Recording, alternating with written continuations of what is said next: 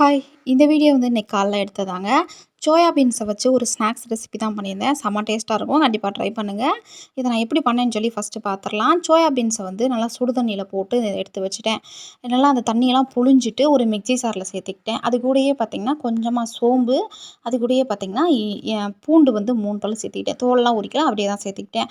அது கூடயே ஒரு துண்டு இஞ்சி. என்கிட்ட கல்லுப்பு தான் இருக்கு அப்படின்னையில, இது அரைக்கையிலேயே நான் கல்லுப்பு சேர்த்து அரைச்சுட்டேன். நீங்க தூள் உப்பு எடுத்துட்டீங்கன்னா, அந்த மசாலா கூட சேர்த்துக்கலாம். இதெல்லாம் ஒண்ணா கலக்கறதுக்கு பார்த்தீங்கன்னா, ஒரு பாத்திரத்தில குட்டி குட்டியா நறுக்குன வெங்காயம், அது கூடயே மஞ்சத்தூள், மொளகாத்தூள், அப்புறம் வந்து நான் சிக்கன் மசாலா சேர்த்துக்கிட்டேன். உங்ககிட்ட சிக்கன் மசாலா இல்ல அப்படின்னா, நீங்க மட்டன் மசாலா கூட சேர்த்துக்கலாம். சேர்த்துட்டு அந்த அரைச்சு வச்சிருக்க சோயா பீன்ஸையுமே இந்த மசாலாவோட சேர்த்து நல்லா பெனஞ்சிட்டேன்.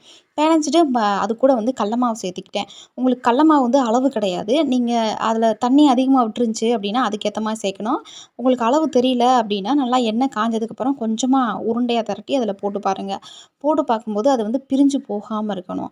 அதுதான் கரெக்டான பதம். நான் ஃபர்ஸ்ட்டு போடும்போது பார்த்தீங்கன்னா, கொஞ்சமா பிரிஞ்சு போச்சு. அதனால இன்னும் கொஞ்சம் கடல மாவு நான் சேர்த்துக்கிட்டேன். சப்போஸ் நீங்க அந்த சோயா பீன்ஸ் நல்லா புழிஞ்சு எடுத்திருந்தீங்க அப்படின்னா, கடல மாவு சேர்க்க தேவையில்ல. போட்டு நல்லா 2 பக்கமும் நல்லா முருக வரணும். அடுப்ப வந்து சிம்லயே வச்சுக்கோங்க. இல்லன்னா உள்ள வேகாது. வெளிய கருகி போயிரும். ஏன்னா சோயா பீன்ஸ் வந்து ரொம்ப சாஃப்ட்டா இருக்குமா, அதனால.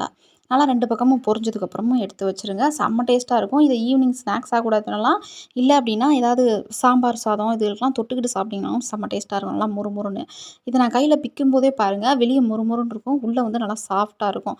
ஆவி பறக்க இருந்துச்சு. செம்ம டேஸ்ட்டா இருந்துச்சு. ஒரு பக்கம் பொரிச்சுக்கிட்டே வரேன், தின்னுக்கிட்டே உட்காந்துருந்தேன். ஃபைனலா வந்து இப்படி தான் இருந்துச்சு. கண்டிப்பா நீங்களும் ட்ரை பண்ணி பாருங்க. பாய்.